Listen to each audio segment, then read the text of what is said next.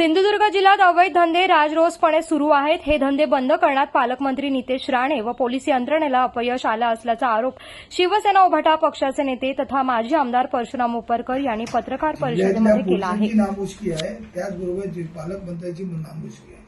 पालकमंत्र्यांनी अशी या नामुष्की अनेक वेळा स्वीकारलेल्या आहेत.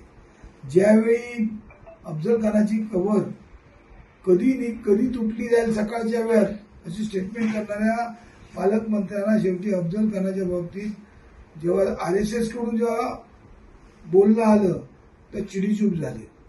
त्याचबरोबर हिंदुत्वाच्या बाबतीत बोलताना शिवाजी महाराजांची या सैन्यामध्ये मुस्लिम कधीच नव्हते हे सांगणाऱ्या पालकमंत्र्याला शेवटी त्यांच्यात असलेल्या पक्षाचे खासदार आणि शिवाजी महाराजांचे वंशज उदयराजेंनी बोलले की शिवाजी महाराजांनी ज्यावेळी सर्व जाती धर्माच्या लोकांना घेऊन हा हिंदवी स्वराज्य स्थापन केला त्यावेळी परत त्यांचं घुमजाव झाला. आज प्रत्येक ठिकाणी हिंदुत्वाचा गब्बर म्हणणारे की हिंदुत्वाचा गब्बर असल्याचं सांगणारे आज हिंदूंचा सण जो पाडवा आला त्यावेळी जो असलेला शिधा वाटप जो आनंदाचा शिधा मिळण्यासाठी का प्रयत्न केले नाहीत.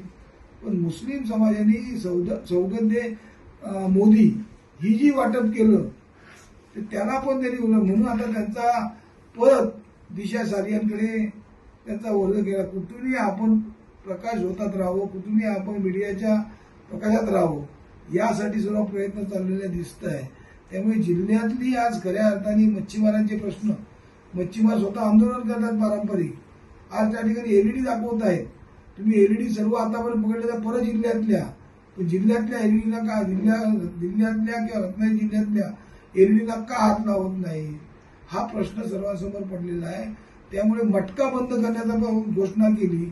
मटका 8 दिवस बंद झाला पण मटका आता जोरात सुरू झालेला आहे.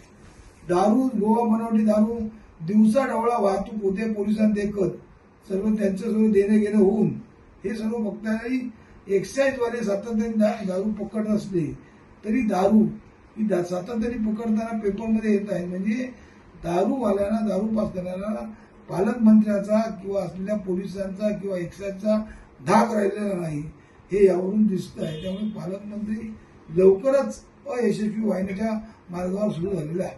कोकणासह परिसरातील ताज्या घडामोडींसाठी सागर डिजिटलला सबस्क्राईब करा आणि नोटिफिकेशनसाठी बेल आयकॉनवर प्रेस करा.